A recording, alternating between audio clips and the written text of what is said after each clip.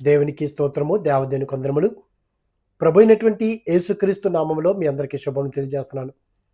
ప్రియ సహోదరి సహోదరులారా, ఈ సమయంలో దేవుని యొక్క వాక్యం సెలవిస్తుంది.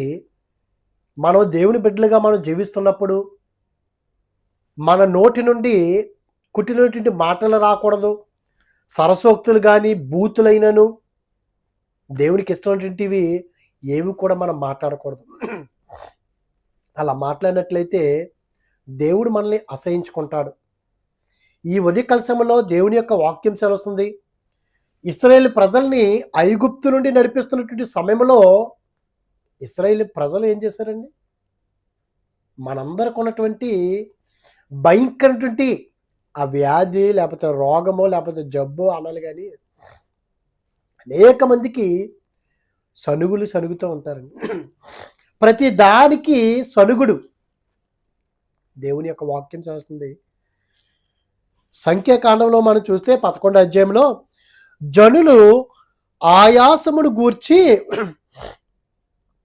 సనుగుచుండగా అది యెహోవాకు వినబడెను. ఏదండి? మనం మాట్లాడుకుంటుంటేనే దూలాలు గోడలు వింటున్నాయంట. అంటే మనం ఎంత జాగ్రత్తగా ఉండాలండి. మనం మాట్లాడే ప్రతి ఒక్క మాట కూడా దేవుడు వింటున్నాడు, దేవుడు చూస్తున్నాడు. ఆయన కనులుండియు చెవులుండియు వినకుండా చూడకుండా ఉండేటువంటి వాడు కాదైనా. మన హృదయాల్ని పరిశీలించేవాడు, పరిశోధించేవాడు.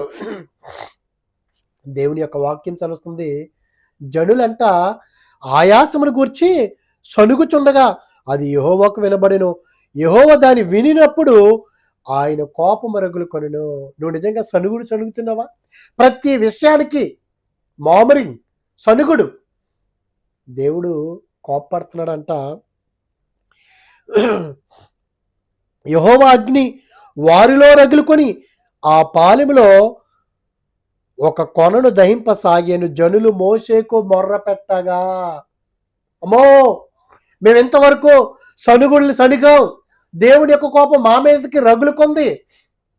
మోషే నువ్వు దేవునికి విన్నవించుకోవాలి అన్నప్పుడు మోషే గారు దేవుడికి విన్నవించుకుంటాడు. మోషే యెహోవాను వేడుకున్నప్పుడు అగ్ని చల్లారెను. యెహోవా అగ్ని వారిలో రగులుకొనినందున ఆ చోటికి తబేరా అని పేరు పెట్టబడెను. తబేరా అంటే మంట. ప్రియ సహోదరి సహోదరులారా, ఒకవేళ మనలో ఆ తబేరా ఉందేమో, ఆ సనుగుడు ఉందేమో, మనలో ఉండకూడదండి. దేవుని యొక్క వాక్యం సెలవుస్తుంది. ఒకవేళ ప్రతి విషయానికి ప్రతి మాటకి సనుగుతున్నావేమో, సనగకూడదని దేవుని యొక్క వాక్యము తేటతెల్లంగా చెప్తుందండి. అదేవిధంగా మనం చూసుకున్నట్లయితే నిర్గమకాండము 15వ అధ్యాయం 22వ వచనం చూస్తే, సీనాయి పర్వతం దాటిన తర్వాత చూస్తే, ఎర్ర సముద్రము దాటిన తర్వాత 22వ వచనంలో మోషే ఎర్ర సముద్రం నుండి జనులను సాగ చేయగా ఎర్ర సముద్రం దాటేశారు. దాటుతున్నటువంటి సమయంలో మా దేవుడు గొప్ప దేవుడు, మా దేవుడు శక్తిమంతుడు, మా దేవుడు జీవము కలిగినటువంటి వాడు, మా దేవునికి నిజంగా మొర్ర పెడితే ఆయన మాకు ఉత్తరం ఇస్తాడు అని ఒక పాట పాడేశారండి. మనం కూడా అంతే కదా. ఏదైనా కార్యం జరిగితే చాలు, ఆ 10 రోజులు నెల రోజులు నా దేవుడు గొప్ప దేవుడు అని ఏం పొగిడేస్తామండి. దేవుడికి నీ పొగడ్తలు కావాలా? దేవుడికి మన పొగడ్తలు కాదండి కావాల్సింది. మనకు కావాలి పొగడ్తలు, మనకు కావాలి మెప్పు. దేవుడు ఆ మెప్పులు పొగడ్తలు కోరుకోడు. యథార్థంగా జీవించాలి, ఆయనకి లోబడాలి, ఆయనకి ఇష్టం బిడ్డలుగా జీవించాలి. మీరందరూ పాట పాడిస్తే 22వ వచనంలో ఆ ఎర్ర సముద్రం జనులు సాగచేయగా వారు షూరు అరణ్యంలోనికి వెళ్ళి దానిలో 3 దినములు నడిచిరి. అచ్చట వారికి నీళ్లు దొరకలేదు. ఎర్ర సముద్రాన్నే చీల్చినటువంటి దేవుడు, సముద్రంలోనే మార్గంని ఏర్పాటు చేసినటువంటి దేవుడు, సముద్రాన్నే 6 నేలగా చేసినటువంటి దేవుడు, అంత శక్తిమంతుడు, నీళ్లు తాగడానికి తన బిడ్డలకు నీళ్ళు ఇవ్వడండి, ఆహారం ఇవ్వడా? కానీ వీరు అచ్చట వారికి నీళ్లు దొరకలేదు. అంతలో వారు మారాకు చేరిరి. మారా నీళ్లు చేదైనవి గనుక వారు ఆ నీళ్లు త్రాగలేకపోయిరి. అందువలన దానికి మారని పేరు కలిగెను. ప్రజలు మేమేమి త్రాగుదామని మోషే మీద సనుగు కొనగా, మేమేం తాగాలి? మేము చక్కగా ఐగుప్తులు ఉంటేనే సరిపోతుంది కదా. ఆ దోసకాయలు, కీరకాయలు, ఆ ఉల్లిపాయలు అన్నీ గుర్తుకొస్తాయి మాకు. ఎందుకు మేము ఉపవాసాలు ఉంటాం? ఎందుకు మేము? సనుగుడు. అయ్యో, ఎంతకాలం మేము ఈ తోటకూర ఇవన్నీ మేము తినాలి, మా నోరు చప్పబడిపోయింది, మేము మాంసం తినాలి. మాంసం తినకపోతే వీళ్ళకి తిన్నట్టుగా ఉండదు. అనేక మందికి మొక్కలైందే ముద్ద దిగదంట. ప్రియ సోదరి సోదరులారా, వీరు కూడా అత్యాశకు వెళ్ళిపోయారు. వారి యొక్క ఆ మాంసము వారి పళ్ళ సందుల మధ్యలో ఉండగానే దేవుని యొక్క కోపం వారి మీద రగులుకుంది. వేల మంది అండి.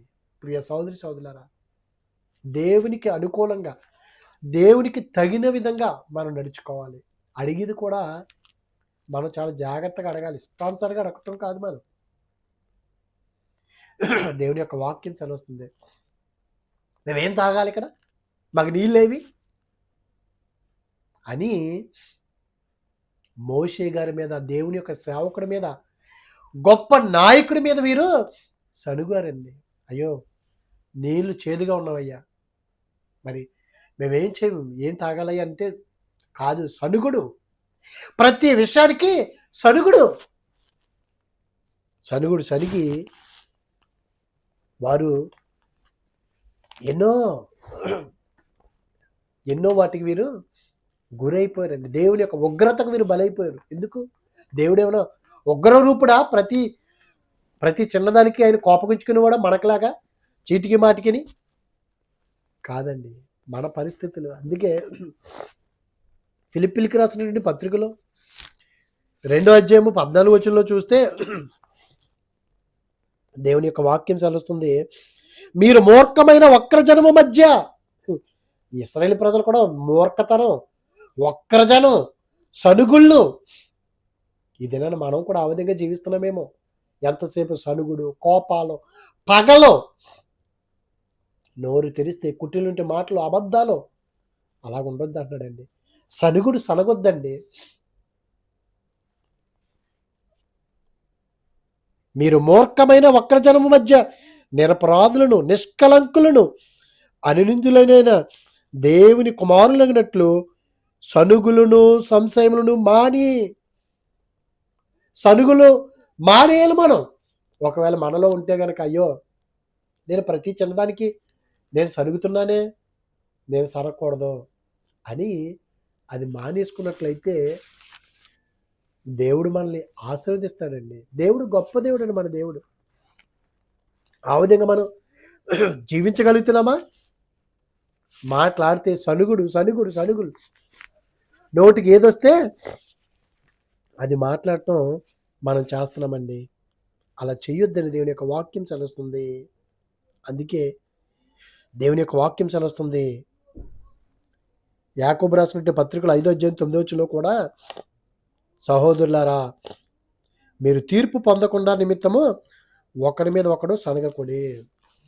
మనం ఎప్పుడు కూడా తీర్పు పొందకుండా ఉండాలంటే సనుగుళ్ళు మనం సనగకుండా దేవునికి ఇష్టమైనటువంటి బిడ్డలుగా మనం జీవించినట్లయితే, ప్రియ సోదరి సోదరులారా, ఇదే మనకు ఉండినట్లయితే పరలోకానికి వెళ్ళాల్సిన ఆ భాగ్యాన్ని మనం దక్కించుకోలేమండి. పిరికి వారికి పరలోకం లేదు. సనుగుడు సనగకూడదు. దేవునికి మనం దూరం అయిపోతాం, దేవునికి విరోధులం అయిపోతాం. మనం ఎప్పుడైతే గనక సనుగులు సనగకుండా, ఇంకా అనేకమంటి వాక్యాలు పరిశుద్ధాత్ముడు రాయిపించాడండి. అనేకమంటి వాక్యాలంటే సనుగుళ్ళు వారు ఏ విధంగా సనుగుతున్నారో ఒక్కసారి మనం సనగొద్దని దేవుని యొక్క వాక్యం సెలవుస్తుంది. నిర్గమకాండలో 16 అధ్యాయము. తరువాత ఇశ్రాయేలు సమాజమంతయు ఎలీము నుండి ప్రయాణమైపోయి వారు ఐగుప్తు దేశంలో నుండి బయలుదేరి 2వ నెల 10వ దినమున ఎలీమునకు సినేకు మధ్య ఉన్న సేన ఆరంభకు వచ్చిరి. అక్కడ కూడానండి అరణ్యంలో ఇశ్రాయేలు సమాజం అంతయు మోషే అహరోనుల మీద సనిగెను. ఎంతసేపు సనగటమే. మనం అట్టి విధంగా కాకుండా, ఒకవేళ నీలో సనుగుడు ఉందేమో, నీలో కోపం ఉందేమో, నీలో మాట్లాడితే మాటి మాటికి పుట్టినటువంటి మాటలు మాట్లాడుతున్నాను, అట్టి విధంగా కాకుండా దేవునికి ఇష్టమైన బిడ్డలుగా మనం జీవించేవారుగా ఉందాం. అటువంటి కృప దేవుడు మనందరికి అనుగ్రహించును గాక. ఆమేన్. పరిశుద్ధుడా, ప్రేమగల తండ్రి, మహిమగల దేవునికి స్తోత్రాలు ప్రభా. ఇదిగో దేవా, మా జీవితంలో ప్రభా మేము ప్రతిదానికి సనగకుండా మామరింగ్ అది మాలో ఉంటే తీసివేసి నీకు ఇష్టం బిడ్డలుగా మమ్మల్ని జీవింపు చేసి నీ కృపలో భద్రపరచమని, అనారోగ్య బిడ్డలకు ఆరోగ్యాలు దయచేసి నీ కృపలో భద్రపరచమని క్రీస్తు నామములో అడిగిన పరమ తండ్రి. Amen. Amen. God bless you all.